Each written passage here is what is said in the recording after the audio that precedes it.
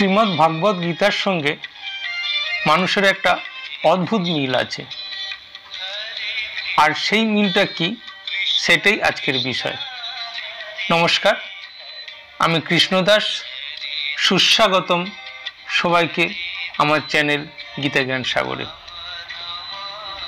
শ্রীমদ্ ভাগবত গীতার নাম বিশ্বের সবাই শুনেছেন, জাতি ধর্ম বর্ণ নির্বিশেষে, 8 থেকে 80 বছর বয়সের সবাই। গীতাটা আমাদের হিন্দু সনাতন ধর্মের মানুষের সঙ্গে এতটাই ওতপ্রোতভাবে জড়িয়ে আছে, অর্থাৎ বলা চলে মিশে আছে, সেটা অনেকেই আমরা অনুভব করতে পারি না।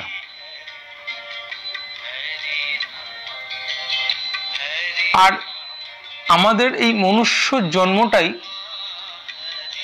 গীতা সাধন করার জন্য, আর সেটা আমরা করে চলেছি প্রতি মুহূর্তে, প্রতি ক্ষণে, প্রতি পলে।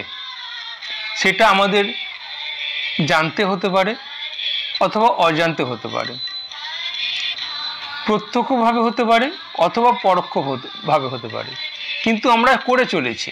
গীতার সাধন প্রতি মুহূর্তে আমরা করে চলেছি। তারপরেও কিছু মানুষ আছে যারা গীতাকে অস্বীকার করে, গীতাকে ছোট করে, গীতার ভুল ধরে। তারাও নিজেদের অজান্তে গীতার সাধন করে চলেছে। কিভাবে? আসুন একটু বিস্তারিত আলোচনা করি। একটা মনুষ্য শরীরে যখন পরমাত্মা জীবাত্মা রূপে প্রবেশ করে, তখন সেই মনুষ্য 3টে সাধন পায়। সেই 3টে সাধন হলো শরীর, মন, বুদ্ধি। আর আমাদের শ্রীমদ্ ভাগবত গীতার 18টি অধ্যায়কে, অর্থাৎ 18টি যোগকে যদি মূলত 3 ভাগে বিভক্ত করা যায়, তাহলে কর্মযোগ, ভক্তিযোগ আর জ্ঞানযোগ।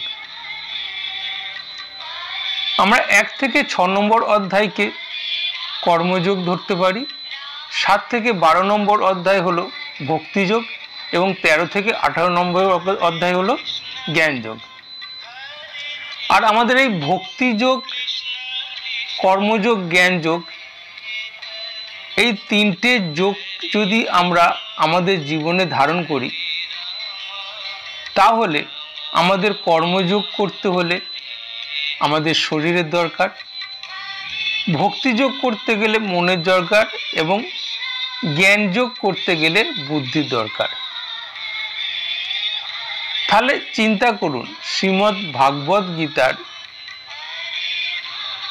কর্মযোগ, ভক্তিযোগ, জ্ঞানযোগ আর একটা মনুষ্য 3টে সাধন, শরীর, মন, বুদ্ধি, দুটোর সঙ্গে একটা অদ্ভুত মিল। আমার মনে হয় গীতাটা মনুষ্যের জন্যই সৃষ্টি হয়েছে। ভগবান শ্রীকৃষ্ণ আমাদের জন্যই গীতা পৃথিবীতে এনেছেন। আর গীতাই আমাদের শেখায় আমরা কিভাবে আমাদের জীবন ধারণ করব। এই সহজ সরল কথাটা আমাদের হিন্দু সনাতন ধর্মেরই কিছু মানুষ বুঝতে চায় না। হয়তো এটাও হতে পারে তারা বোঝার চেষ্টা করে না।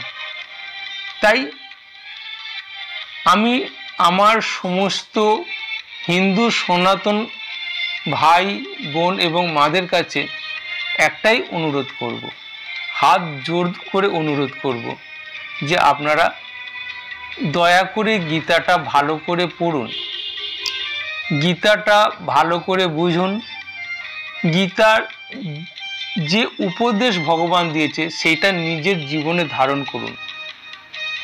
তাহলে দেখবেন আর হেথায় হোথায় ছুটে বেড়াতে হবে না, আপনাদের জীবনটা সহজ সরল এবং শান্তিপূর্ণ হয়ে গেছে। আজ এই পর্যন্ত। দেখা হবে পরবর্তী ভিডিওতে। সবাই সুস্থ থাকুন, ভালো থাকুন এবং নিজের ধর্মে থাকুন। নমস্কার। জয় শ্রীকৃষ্ণ।